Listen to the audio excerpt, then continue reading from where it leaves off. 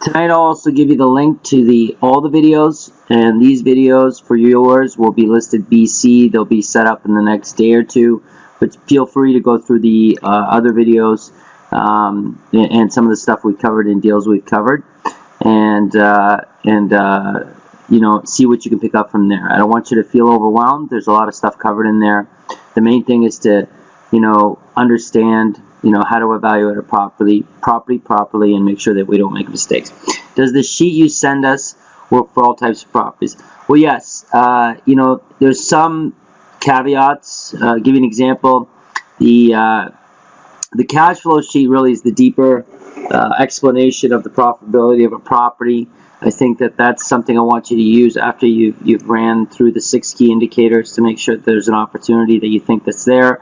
We run deeper into the cash flow sheet, and in that cash flow sheet it will tell you the viability of that property. Now, typically the sheet's going to tell you how that property you know, profits as a buy and hold.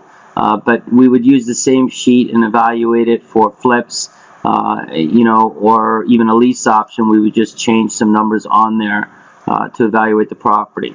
Now, there's a separate evaluator for, you know, putting together a rent to own or putting together a flip, and those are available to you. I'll make those available to you as needed. But I would want you to first get familiar with that sheet before getting on to the next one. Does population of a town impact the value of a deal? I would say no, and let me explain why. At the end of the day, the real challenge is to make sure that we put in all the numbers that are appropriate for that property. So in the case of a town maybe with smaller population, we would want to make sure that we recognize the rent that we're going to receive from that property, and we also want to recognize the vacancy. Really the big problem comes with people not evaluating the property based on the real numbers of what's going on in that town. Very small, but ROI is good. Okay, so how small?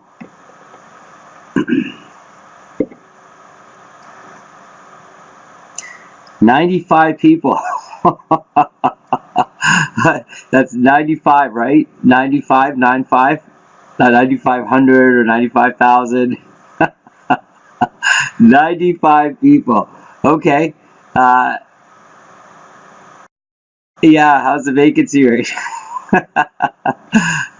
Currently rented, is it a single family home or a multi-unit? It's a single family home? Okay. Probably would want to try to make that into a rent to own. So we could look at it. But you know, single family homes, I'd want to lean towards rent to own as a viable, you know, option for that type of property. I want to make sure that we apply the right property to the right situation. I think that, you know, recognizing the type of property is almost more important than the population, although 95 is small. Again, we'd want to evaluate it on its own merits and recognize the size and vacancy rate associated with it. So at this property, this town, where do they work? 95 people.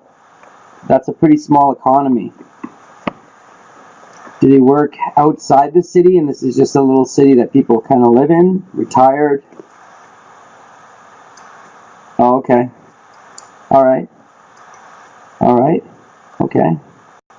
Well, we run the numbers on it, and we see what happens, and we'll go from there. Yeah, you can send it to me, but this is what I want to do. Moving forward, I want us all to run the numbers through the property evaluators, right? The 6 key indicators, and more specifically, when we get the income and expense statement, the cash flow sheet. Now, yep, you can send that to me. Let's put that in the sheet though, and I'll review it, and we'll input the information in the appropriate sheet to help us understand, you know, how viable it is. Now, for tonight, would you like me to go through the 6 key indicators again, or do you feel like you got an idea and understanding of it? We can go into the cash flow sheet. It's totally up to you. You want to go through the cash flow sheet? How many of you feel like you understand the 6 key indicators? Feel good about it?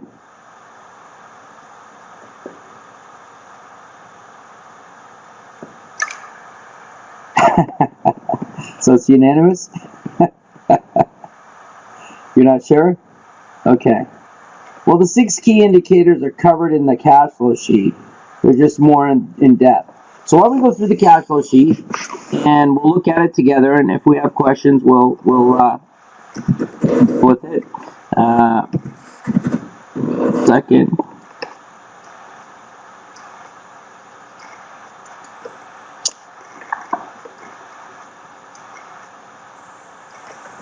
Cash flow sheet that I use is not really something that I developed from the other sheets. The other ones will run in coordination number wise. You'll be fine. But this one goes a little deeper, and it can be used, interchangeably, obviously, with the other metrics. So let's do this. I'm going to share my screen, and I will. Does everybody have the cash flow sheet? I know someone asked for it.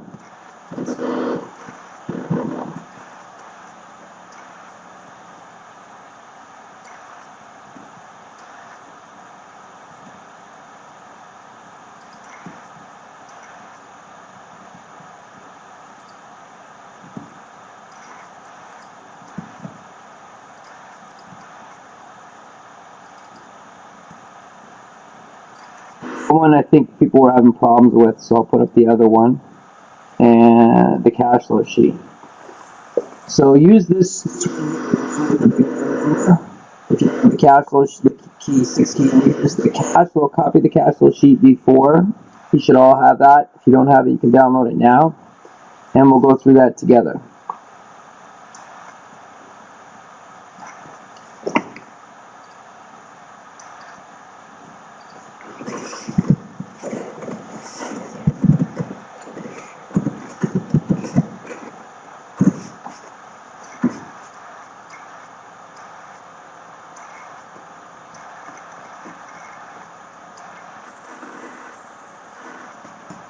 Okay, we got last week.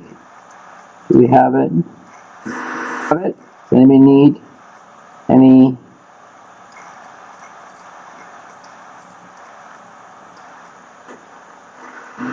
For that?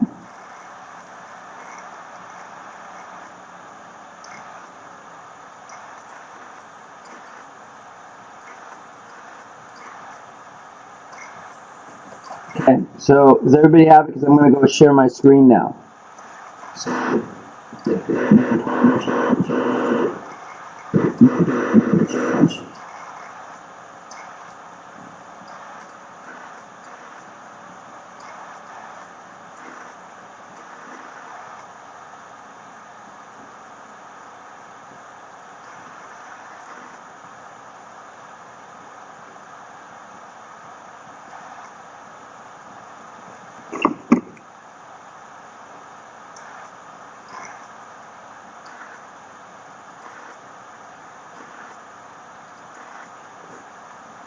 Okay. Good. Type in yes. If anybody's not, type in no or an N, so I can share my screen.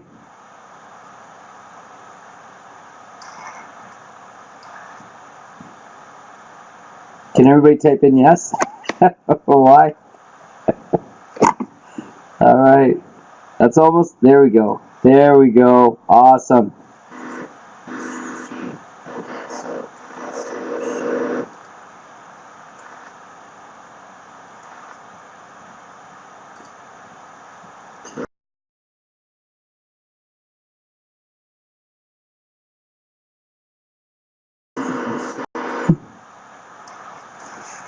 All right.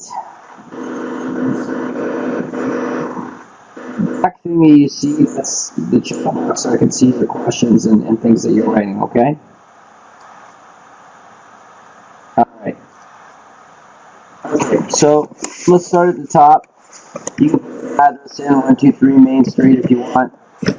It's not going to affect anything. Okay, so cap rates. Does everybody remember what cap rates are?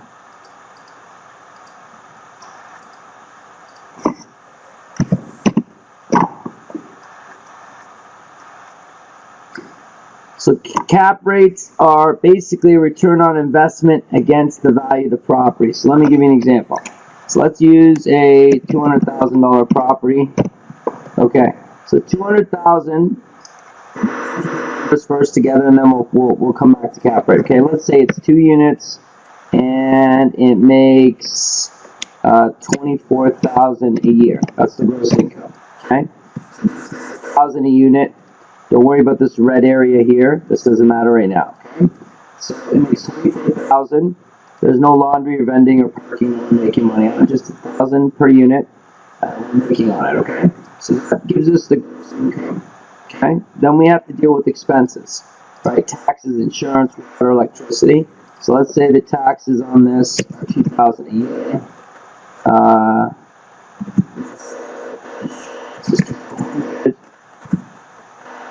Let's say that they pay for the water, electricity, and heating.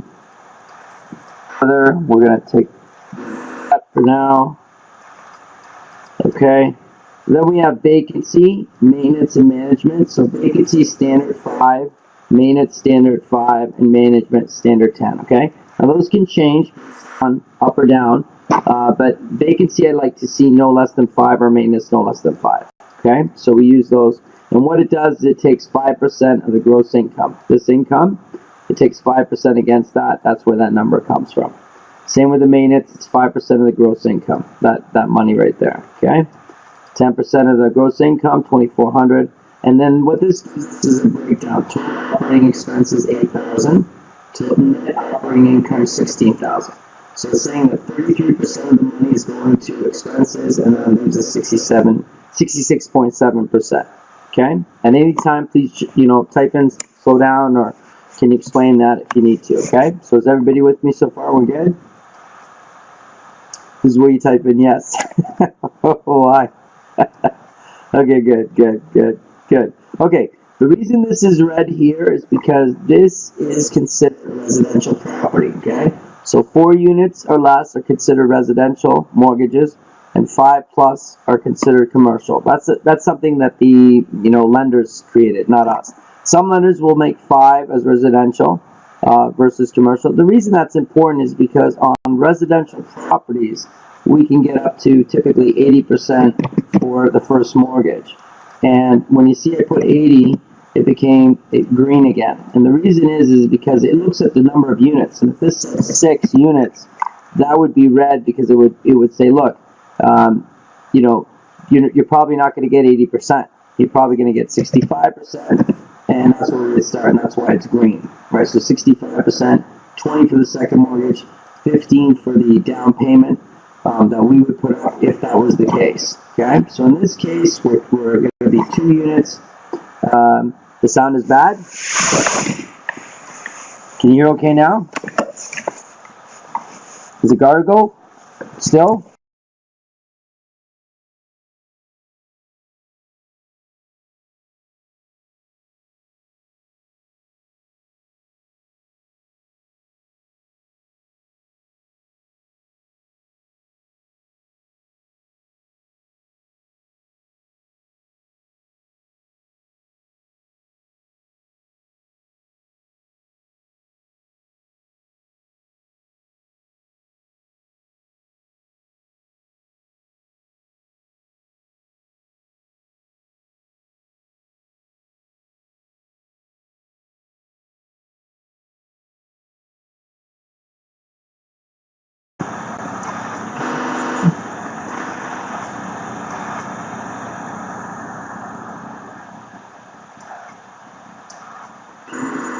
Can you guys hear me? There we go.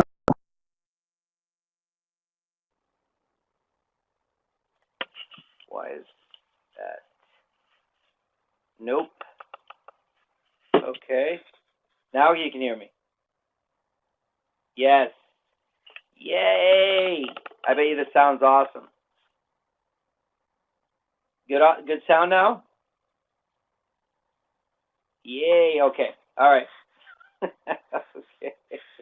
All right, let's do this again. Okay, the session is being recorded. Good. All right, let's share my screen again. Okay, way better. Yeah, I switched microphones, so we got a better microphone now. Okay, we're back here. Everybody can see it okay? This is good? Okay, good. All right, so let's go back here. I was just turn sound up. All right. Is that better? Is that louder? Okay, good. All right. Okay, so we were talking about the number of units and what relation it means for mortgages. Okay, so 6 units, it's actually 5 units or higher is commercial, 4 or less is residential. Okay, does everybody understand why that's important? Because the mortgage itself, typically residential mortgages are at 80, 20, and commercial, 5 units or more, commercial is going to be considered 65% as a first mortgage. Okay. All right, so let's switch this back to 2 units. And you see if I switch that to 3, it changes the average, right? The average changes. It's just taking the gross income and dividing it by the number of units. So in this case, it's 2,000 per month we're getting for these units. Okay, so this can now be 80. We can get 80% for a mortgage, which leaves 20 for a second mortgage, VTB, right? That's the hope. And that breaks it down for us. 30-year mortgage, we could change that to 25 if you want, 25 and 25. And what that's going to do, I'm just going to move this up. What that's going to do is give us a breakdown on the cost of financing, right? That's what's going to cost us a month. Now, if we look over here, there's something called net operating income. Well, actually, let me do something. I'm just going to change the interest rate to 4, and let's change that to 7 for creative financing. Okay. So that's the interest rate. We can put any number we want. I just put 4 for the bank. Let's just say it's 4, and for the second mortgage, we're going to pay somebody 7, right? 7%. Okay, so we see net operating income is $16,000, debt service is $13,462. Okay, so that's where that number is, $13,462. That's what's in there. Now the coverage ratio says 1.9. Now we'd like to see our coverage ratio about 1.2. Coverage ratio, all coverage ratio says, right, to the institution, and they look at that, is that we bring in enough money after we pay our expenses. So after we pay our expenses, we still have $16,000. And when we finance this property, we're still going to have enough money to cover the $16,000. Right, sorry, the $13,000 in financing, because we still have $16,000. We'll still have money left over. So coverage ratio means, can you cover the loan? Can you cover the loan? So let's pretend the debt that, for whatever reason, we were getting charged 8% for that. You see the debt service now is below 1, right? Which means the $16,000 that we have before the debt service, before the loan, is greater than how much we're bringing in, and that's why the coverage ratio is below 1. 1 would mean you're breaking even with the loan. Anything below 1 means you're losing. Anything above 1 means you're making a little bit of money, okay? So when we change this back to 4% interest, we see that our coverage ratio is 1.19, 1.2. If we just round up, we're in good shape. And you can see these are the indicators. Remember the indicators? So we see that our cash-on-cash return is infinite, and it's infinite because we have no money in the property, right? And we're averaging $105 per unit per month, which is good because we're looking for 75. GRM, do we remember GRM? Gross rent multiplier. And you see even with an 8 GRM, we're still okay. We're still making money, but we're shooting for 6. And we see cap rate is 8. We're shooting for 10, but 8, we're still making money. Now, we're still going to shoot for a 10, right? We'll examine that a little bit closer. But these are the indicators that the other one is talking about when we do the 6 key indicators. This sheet just takes the actual expenses and includes them so we can be more precise about the value of the property. Okay? Does everyone follow me so far? Any questions?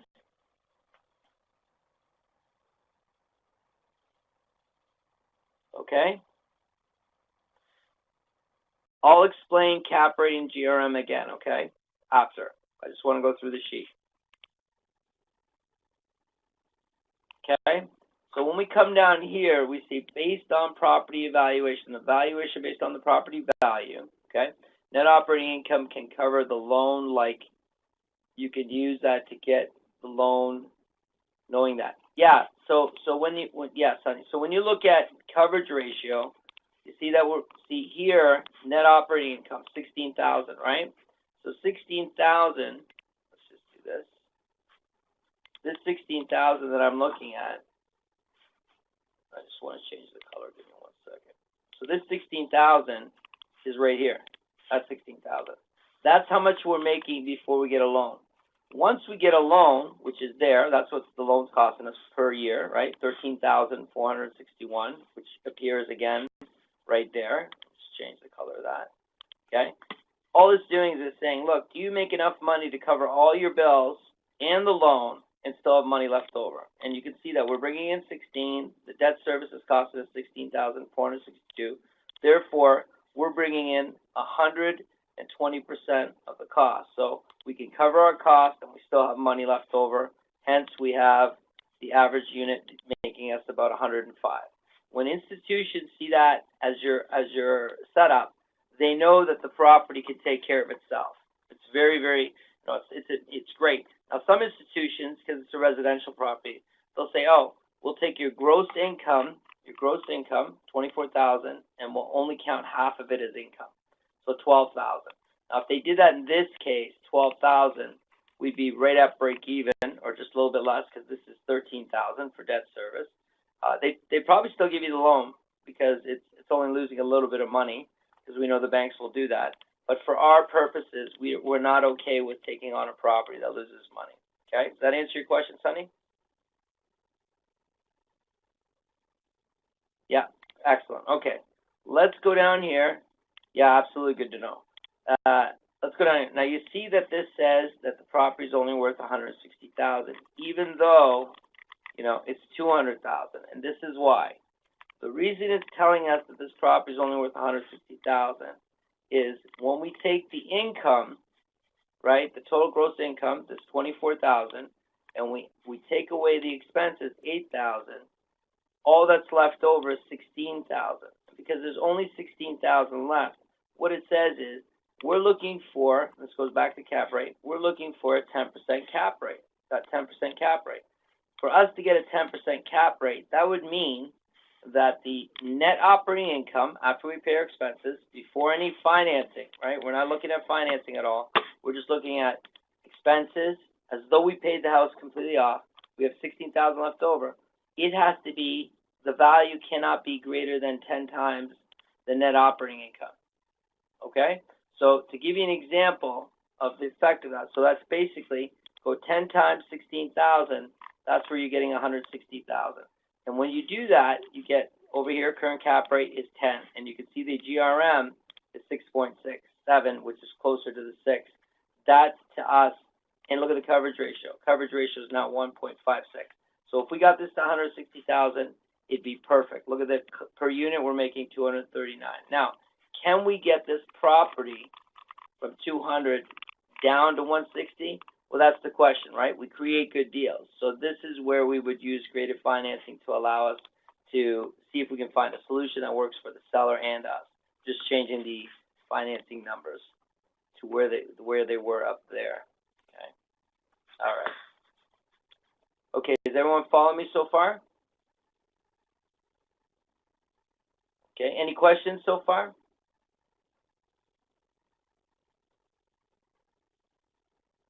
We good? Okay. This is your time. This is your time. You can ask anything you want. Anything you want. Okay. So I'm going to continue. This is the offer part down here. So this is us asking for a VTB. Okay. So VTB is where, the first offer is 85%. We can make that, say, 90%.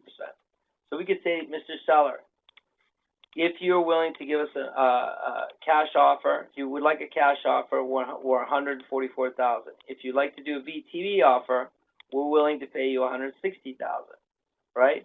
And what we'll do for that 160,000, we'll ask you to give us a VTB of 32,000.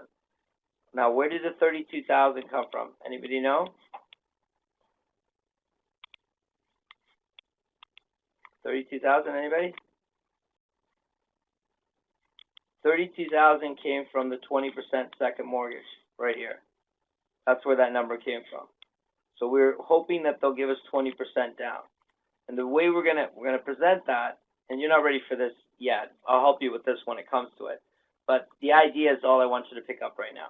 So this is VTB with interest and principal. This is VTB interest only. We'll say, look, give me a $32,000 VTB. I'll pay you 6%, and I'll pay you that a month, $161 a month. Yearly, you'll make it'll be almost $2,000, and at the 5-year period, when the 5 years are up, I'll give you $31,758 all at once. We could refinance or sell the property. There's 100 ways, line of credit. We can get the money. Or if you're willing to do interest only, I'll give you 7%, 7% loan. Okay. So let me change that actually to 30 years. So a 7% loan, and you can see that the 7% loan versus the 6% loan. Why would we give him an extra percent? Why would we be okay with paying a little bit more for interest?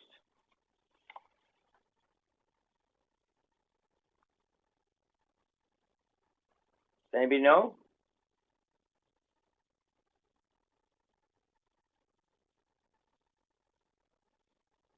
No payments monthly. We still have payments monthly, Sonny. We do. But what we've done, if you look at here, the monthly cost is less. It's $4 less. Yeah, it reduces the monthly payment. Exactly. That's why we're doing it. We're giving him the monthly payment a little bit less, but that's important to our cash flow. So we'll pay them a little bit because we're trying to give them a reason to give us the interest only, right? For us, that's less of a payment. Although in what he's actually going to make more money on the whole deal because we'll still owe them the $32,000, right? We'll pay that balloon payment in 5 years. Now this tells us the total wealth accumulation for the seller. So in other words, if the seller gives us a VTB for $32,000 and it's interest and principal, he's going to make. We're actually going to pay him $169,171. That's 15% below what he wanted originally at $200,000. If he does interest only, he actually makes more. He makes $171,200, which is only 14% below list price. So you can see that our intention is to create a deal where he can get a little bit more money or she can get a little bit more money as the seller, and we can make the numbers work on this property. So many of our deals, most of our deals are created versus found, right? We take a deal that's not that great and massage it into something that works both for the buyer and the seller, okay? Now, I don't want you to worry about too much about this stuff all down here, okay? I just want you to play around with the sheet, run a few properties with it. What I want to do is I want to go over this stuff again, these indicators and what they mean on a whiteboard, just to explain them again, okay, to make sure that everybody understands what they mean.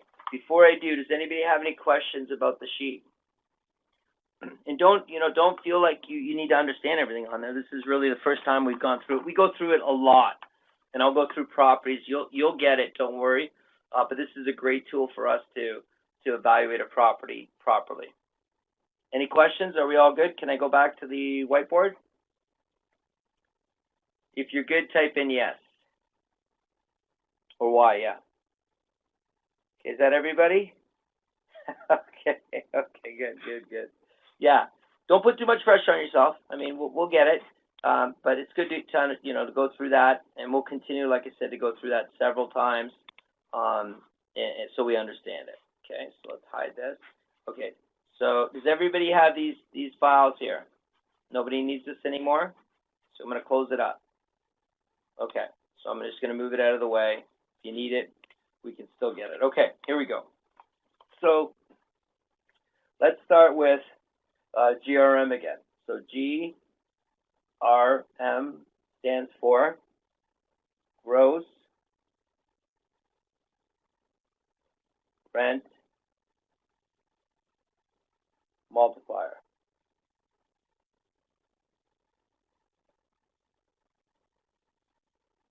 Okay, gross rent multiplier. And all we're doing for gross rent multiplier is we're taking gross rent. So let's say the gross rent is, in this case, it was $24,000. Okay, and we're taking the purchase price, which is 200,000, and all we do is do this. How many times do I have to multiply this gross rent to get that 200,000? So in other words, how many times does 24,000 go into 200,000? And we're looking for a number around 6. Okay, we're looking for a number around 6.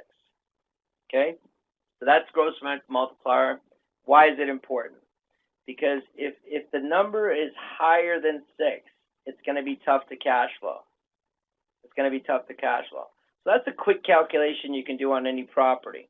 So if you're between, say, 6 and we talked about a little bit about this, 8, even 9, we could probably make it into something. If it was a little bit higher, we'd have to look at it at a different option, maybe a flip or a rent to own. But the 6 is what we're looking for. Now here's the reason why. Okay, why is 6 important? Oops. Why is 6 important? Let's see. Share whiteboard. Okay, so 6 is super tough to find, I think. It is. It actually is. So you're typically, Jared, I want you to all remember this. We're looking for problems. We only get paid when we solve problems. So properties that offer a 6, typically there's something, not right with the property. There's a vacancy problem, tired landlord, the property is slightly distressed, things like that. So you're not typically going to see a 6 right off the hop, Jared. But what you're wanting to do is get to a 6, right? That's the key. So it might be an 8 or a 9, and we get it to a 6 by creating a good deal for both us and the seller, okay? So 6 is important. The reason 6 is important is if we look at, this property at 200,000 and the gross rents are 24,000, 24K. What's the GRM? What's the GRM? 8.3. Now here we go. So the GRM is 8.3. So let's put that. GRM 8.3. Now here's the challenge. Like most properties, right away you can minus, half of this, 50% of it. So you can minus 50% of this for expenses. Okay? So if I minus 50%, that's 12K for expenses. Okay? That's expenses. Which leaves me how much? That's a minus. How much do I have left? I have 12K to work with. Right? 12K to work with. Okay? You can't hear me? I'm sorry. You need more sound? Is that better?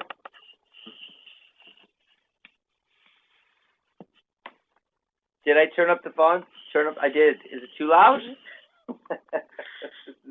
It's too loud now? No, did Fran and Kathy turn? Can you guys hear me okay now? Is the volume okay? I can turn it up. Okay. All right. Okay, good. Okay, so 12K is based, what's 12K represent? If 12K is my expenses, what does this 12K represent?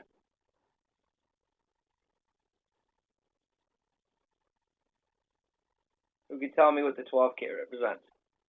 Yes, net operating income. Yep, net income. Good, good, good. So net operating income. Now, 12K is what I'm making, okay? Now, do you remember what we were looking for cap rate? What do we want for cap rate? 10, right. So 10 cap rate, and Sonny, it's okay to say it 10%. We're basically saying that this is 10% of the purchase price, right? Of this purchase price over here, 200,000. It's clearly not. So the real value to us on this property is what? It's not 200K. What's the real value?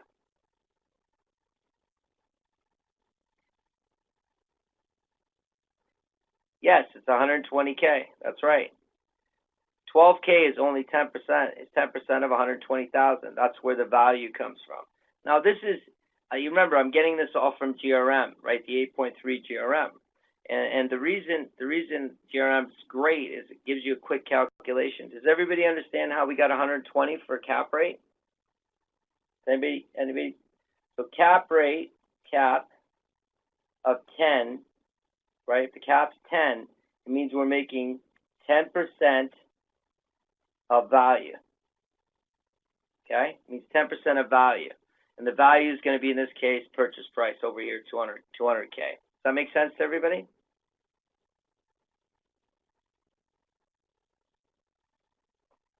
Any questions there? Are we okay?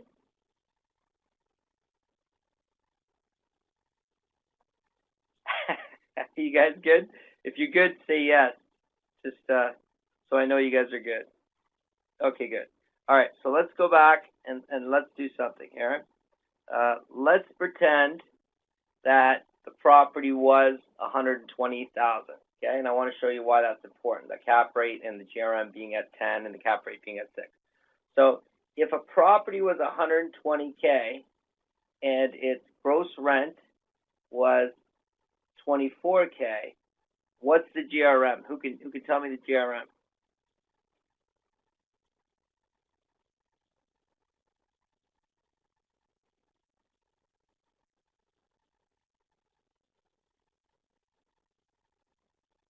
There you go.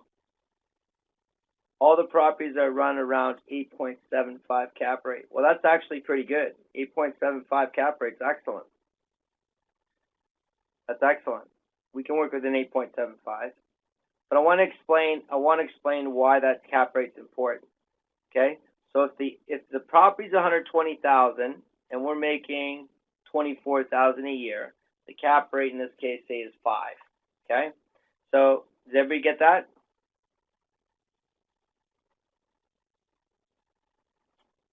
Okay. So if I take away 12K for expenses, that's expenses, right? I'm left with 12K for net operating income. Okay?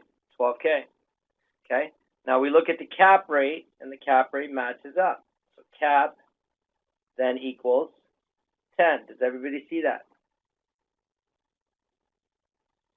Good. Good. Excellent. Now, why is a cap rate important? Well, 10% against the property, which is 12,000 in this case, that's how much we'd make, how much money we'd make if we paid it all off. Well, we're not going to pay it all off, right? We're going to use financing, because the more financing we use, the better the return on the investment. So 10 becomes very important to us because a 10 cap rate, a cap rate of 10 actually allows us to do what? To do creative financing up to 7, which means that we can pay 7% interest on this property in its entirety, right? The whole loan. If we borrowed the whole 120,000, we could pay up to 7% and still what? And still make 3%. Everybody see that? That's why the cap rate's so important. If you don't get a high enough cap rate, you can't do any creative financing.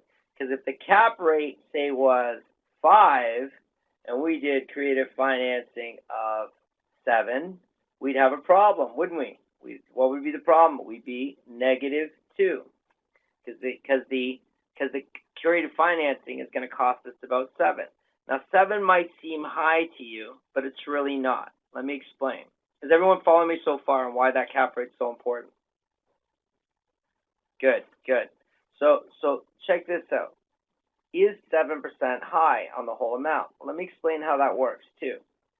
When you look at financing, creative financing, right? When we look at creative financing, right? I want you to do the numbers. Let the math tell you what to do. So if I have a property of 120K, and I did 80% mortgage, right, on this property, how much would that be in money? What's 80% of 120? 96,000. Do we always go 50% to find the NOI? Well, that's just that. You could go less, Jared. You could go 35%, like in the 6 key indicators. 50% is aggressive. I want you to be on the. I want you to run the 6 key indicators, and if you look like you have an opportunity, then let the cash flow sheet tell you what the real expenses are, right? Because that's why that's so important, is you know the actual expenses, right? That's just a quick calculation. But if we look at 120K at 80%, how much is that? Did everybody get 96? Everybody got 96,000? You guys all agree, 96,000? Okay, good. So 96K at, that's an at symbol. At what percentage would you like to pay? What percentage will we get on a first mortgage or regular mortgage on a property? What interest rate you want to use? 4.5? Okay. So 4.5, reverse that. Okay. So at 4.5, okay. So how much interest a year would you pay on 96,000? Who can tell me? What's the, if I'm paying 4.5 interest on 96,000, how much interest will I pay in a year? 4,320. Did everybody get that? Does anybody have any questions about that? All we did was multiply, you know, this by this, and that gave us 4320. Good. 4320 is what I'm paying a year. Okay, 4320. Good.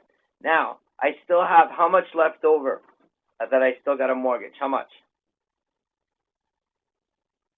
If I took 96, I still have how much? Yes, 24K. Good.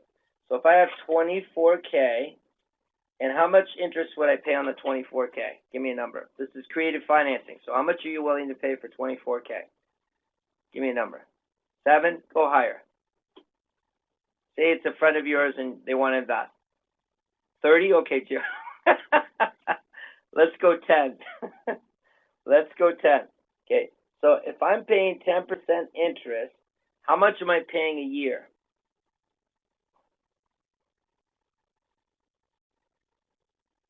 $2,400. Excellent. So $2,400 is interest on the second loan. Now, if I add all these together, what do I got? If I add the interest together, how much do I have? $67.20. Did everybody get that? $67.20. That's what I'm paying in interest, right? Did everybody have that? Okay. So if I have $67.20 in interest, right? So I have $67.20 in interest. How much am I actually paying in interest on this $120,000 loan? If I'm paying this much in interest, and this is the mortgage, what's my interest rate on the 120?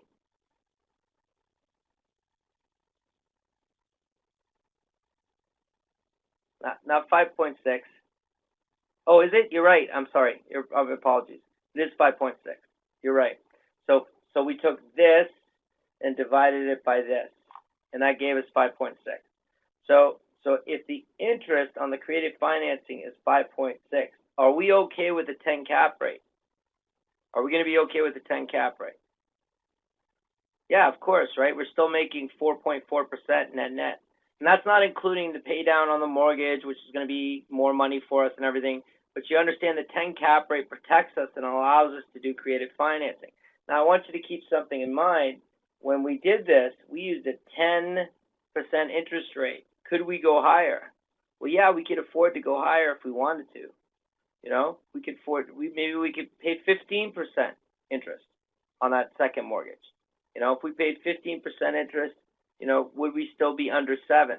And I think, you know, just looking at it, we'd still be under 7. You see the value of that 10 cap rate, what it allows us to do. Does that make sense to everybody? Do we see the value and the importance of that 10 cap rate and making sure that we gives us the ability to do creative financing? Now, just because we can do 100% financing, it doesn't mean we're going to do it every time, or that we need to do it. If we can't do creative, you know, 100% financing, it doesn't mean we don't do the property. But with the 10 cap rate, that's going to make the property in a position where we have a lot of flexibility and opportunity to do this property. Even if we finance 100% of it, we'd still cash flow and make money. Does that make sense to everybody? Type in yes if that makes sense.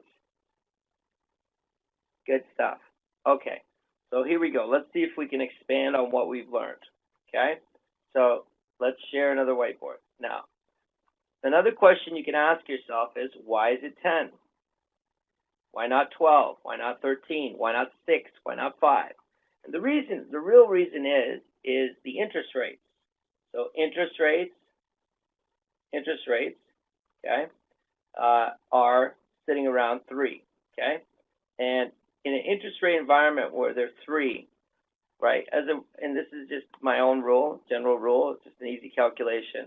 You plus this by 7, and that'll give you the cap rate you need of 10, okay? So whatever the interest rate is, add 7, and that's the cap rate you're going to need. Now, what does that mean? Well, if I had an interest rate of, say, my interest rate is 7, say the mortgage rates go up to 7, what do I need for a cap rate to make it work? Yeah. Why 7? Because 7 is the creative financing portion. 7 will allow you to do creative financing. That's 7 on the whole amount. And I mean, and I want you to keep something in mind. We're still getting the 3 for the majority of the mortgage, but the 7 will give you enough room to do creative financing at that period when interest rates move and up and down. The 7 is kind of a protector that you're going to pay that extra premium for creative financing. So 7 would be, yes, 14. So the cap rate I need is 14. Now, you know, when you look at, and this is what's interesting, and I'm just going to bring up another share here, is this, okay? When you look, does it go up? Does it go up when interest rates rise? Yes, absolutely, it has to go up. It has to go up. So let me give you an example. Today, a GIC for 1 year is going to give you 1%.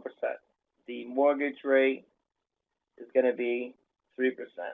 A personal loan, which would be like a car loan or personal loan, say is going to be 6%, right? Then we have credit cards. Credit cards are going to give you, 12 to 18, but 12 to 18%, okay? Everybody see that? Okay, so let's pretend interest rates rise. If interest rates rise, what you see, right, is GICs go to, say GICs go to 3, mortgage goes to 5, personal loans are going to go to 8, credit cards are going to go, say, 16 to 24%, kind of standard, right? Do you see how interest rates, as the interest rates move, everything moves. If it goes up, everything goes up. If it goes down, everything goes down. So the interest rates create a move across the board. Now, the good news is it doesn't matter to us. Whatever the interest rate is, the interest rate is. We'll just factor in the numbers, let the math tell us what to do, and we'll be protected. So, interest rates going up and down, I don't want you to be concerned about them. If anything, as the interest rates go up, it'll be tougher for the rookies and the non-educated to do property, which just gives us more opportunity. Now, typically when interest rates rise, does everybody understand what I just did there? Everybody gets it? Does that make sense? Yeah, so here we have, just to move a little bit further, right? In scenario 1, in this scenario, the cap is 10. In scenario 2, the cap is 12. Everybody see that? So everything just goes up. Yeah, okay, good. All right. So let's pretend, or let's look at the impact of those rates changing. So as interest rates rise, okay, what happens to house prices?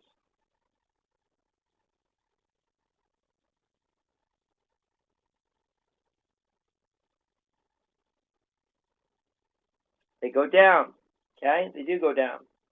And why do they go down?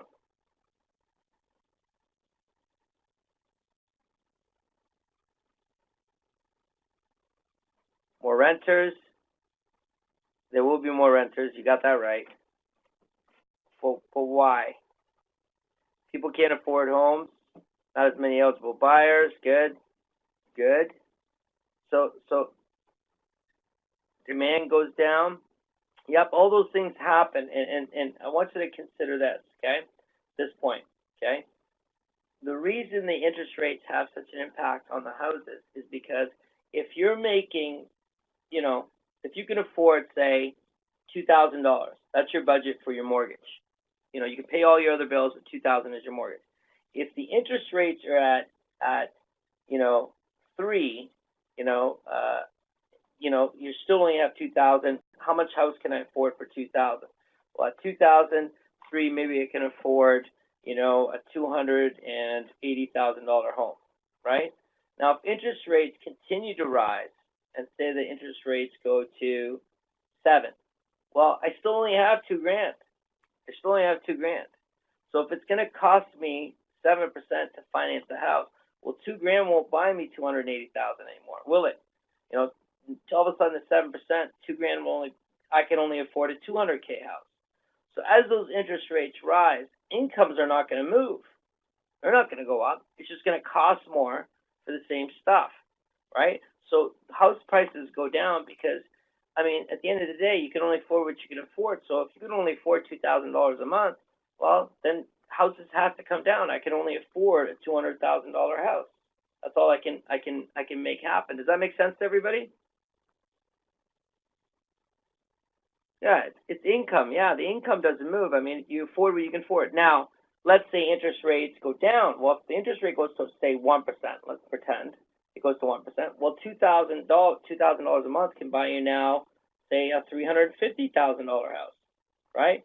So the income doesn't change. It's the interest rate, and the interest rate, is going to determine what kind of house you can afford, based on how much you can use for your mortgage. So that's why interest rates affect house prices, because as the interest rates rise, we're not going to see incomes keep pace with that interest rate. That's why inflation, which is very much correlated to interest rates, related to interest rates. That's why inflation. People get nervous about inflation because in higher inflation, higher interest rates come about. Incomes don't move. They move very little compared to that interest going up. So automatically we're going to see a real push towards property flattening out or even going down. Now I believe that Canada's rolling into that situation, which is going to create amazing opportunities, because for someone with the ability to do creative financing, the lower cost house, we can make that work. We can make that property cash flow. Property, it's much easier to make this cash flow than this or even this cash flow, right?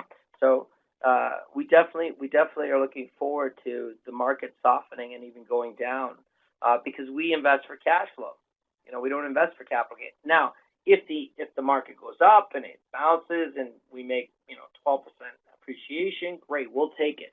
But we're not gonna gamble on what the market's gonna do next. We want to be safe and sound, and we always want to invest long term for cash flow. Short term, we can pursue capital gains, making some money on the flips and stuff. We can do that in any market. But ultimately, if we're holding something long term, we want to make sure it cash flows for us. Okay? Any questions? Are we learning something? Yes? Good stuff. Awesome. So, you're a lot smarter than you think. I'll tell you that right now. You definitely can understand more. This is the tip of the iceberg. If anybody feels that this is a little overwhelming, the information is a little bit overwhelming, let me know. I have no problem breaking this down, slowing it down. It's not a problem whatsoever. So I want you to know that. I want you not to be stressed or worried. I go over this stuff a lot. The creative financing, the financing, why it moves, what the numbers mean, over and over again, because I believe it makes us confident in what we're doing and how we're doing it and where we're doing it. And I want you all to feel that confidence, and it'll come through us learning it and doing it, right? And I want you to do. So, for a project for this week, I'd love if you could run 5 properties through the cash flow sheet. They don't have to be real. It'd be great if they were. Run your own property through the cash flow sheet with more specific numbers, and see what happens there. And we will definitely go over it again next week. Okay? Is that okay? Are we all good? Awesome. Can everybody commit to that? 5 properties? Or fake ones are real? Doesn't really matter? Is that good? All right, awesome, awesome. Okay, so a couple things I want to do before we close out our meeting, and if you have any questions, please throw them up there. I'm going to give you, hold on, some stuff here. Hold on. There we go.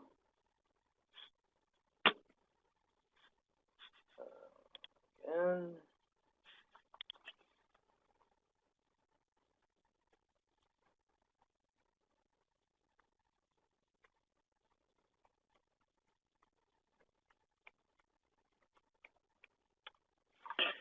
give me 1 second.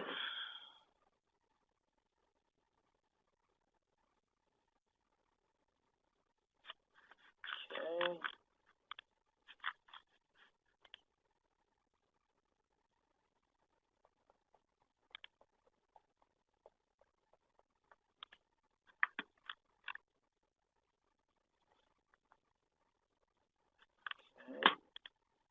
All right.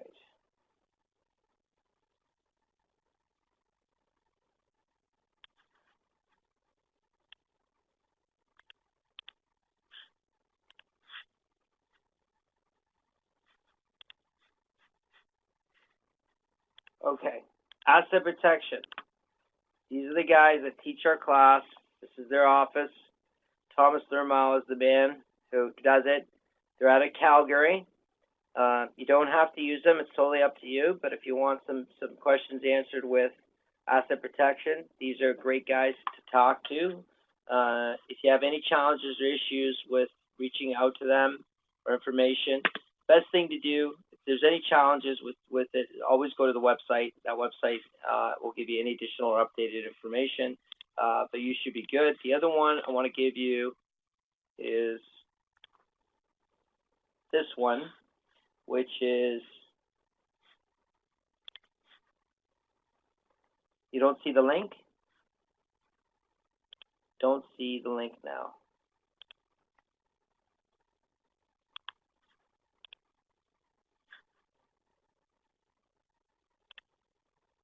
This, do you mean the link? It is here again. Okay, good. The second gentleman, Adnan, is he's the guy that, he's my contract lawyer.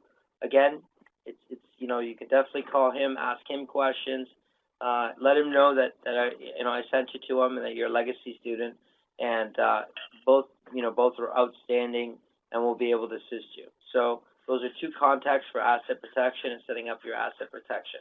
Okay.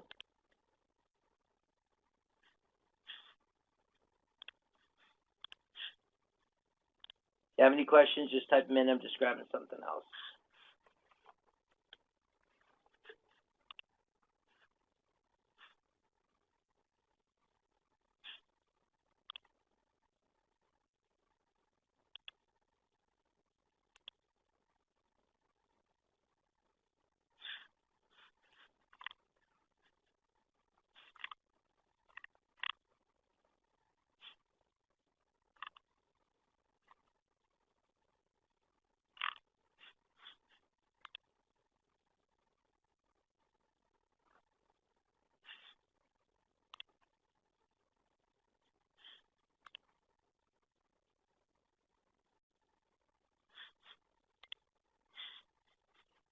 Okay.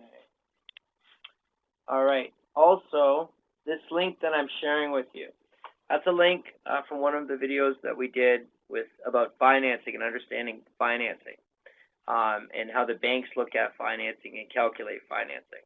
So I have a few videos on that. Grab that link, and when you click on it, subscribe to the channel. That channel's for us, right? For all the videos that we do. Your videos, the Kelowna videos 1 and 2, BC videos 1 and 2, will be posted in the next couple days at this site. So you click on it. There's lots of videos for you to watch. That we go through the spreadsheet, that we go through the creative financing. There's tons. You'll see deals that we've going through and done. It's a great resource for you to review it. But it's good to subscribe, because what it'll allow you to do is each time a video is posted, you'll get an email for it. Okay? So does everybody have that information?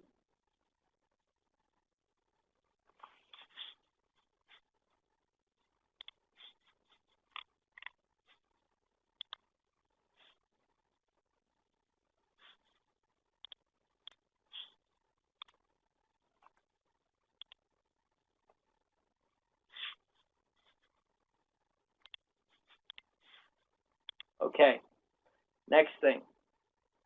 This is the link moving forward for our meetings. Okay, so everybody grab that link. So the link that we're using now, we're not going to use anymore. This link is the link with everybody. So click on that link and save it to your favorites right away.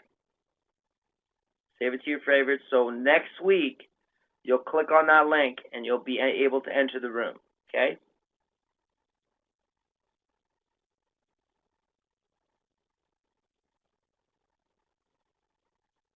Okay, so everybody grab that.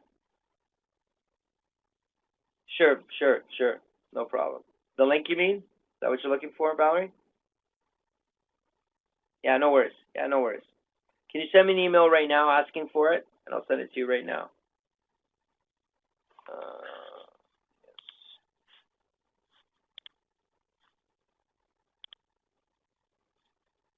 Uh-oh, you guys. You guys entered the other room. That's funny. You guys are in the other room now. Okay, see, this is the other room. This is with the rest of the students. So I'm going to close this room. I opened it up to get the link. I'm going to close this room now, okay? Okay. So, a couple of you jumped into the other room. Yeah, you can just copy that. You can copy that.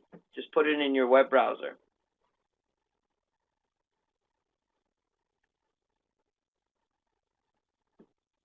You still want me to email it to you? I can email it to you if you want. She wants to use it on other devices. I'm assuming. Oh, no worries. I can send it to you in an email. It's okay. It's okay. Send me an email now and I'll do it.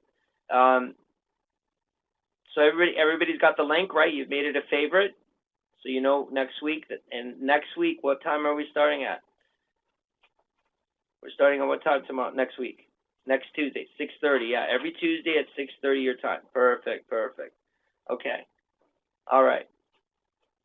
I'm on my tablet. Yeah, I gotcha. Yeah. Okay. Okay, so does anybody have any questions or anything that they need? Yeah, always Tuesday. Yep, always Tuesday.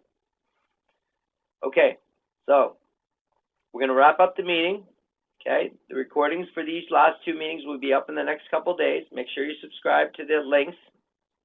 All right, and I'm glad you liked it. And we'll meet every Tuesday, and I want you to show up on Tuesdays when you can, right? Obviously, if you got personal stuff you're doing, that's great.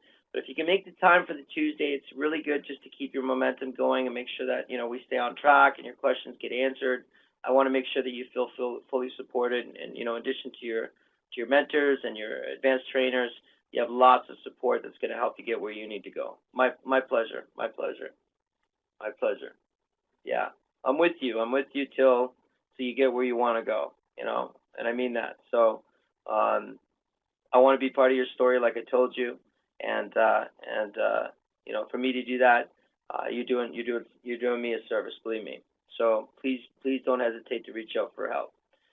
Okay, great. So we're going to wrap up. If you still don't have any cash flow document, Jared, that's the document from here where I shared the file. The file was right there. Do you see that? See that file? You can download that file right now, Jared.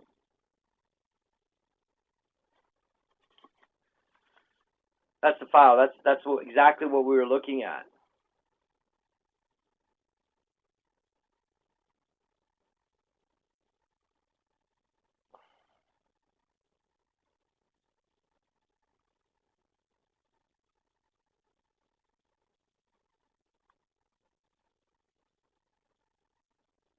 You got it? Good. All right. Okay, so we're going to wrap up the meeting. If you're good, type in yes or Y. Awesome. Is that everybody? Yes. Good. Excellent. All right. I think that's everybody, right? Good. All right. Anybody needs anything in the meantime, you know how to reach me, email me, text me, call me. I'm good. and we'll hash out whatever we need to do. Okay. Have a great week. Good hunting. Find those properties, and we'll definitely work on them together to see if we can evaluate. And I'll often ask you if it's okay if I share with the group. I hope you're okay with that. I'll always ask, but I love us to learn from each other's experiences, and it really accelerates the learning. So everybody have a great rest of the evening, and I will see you all next Tuesday.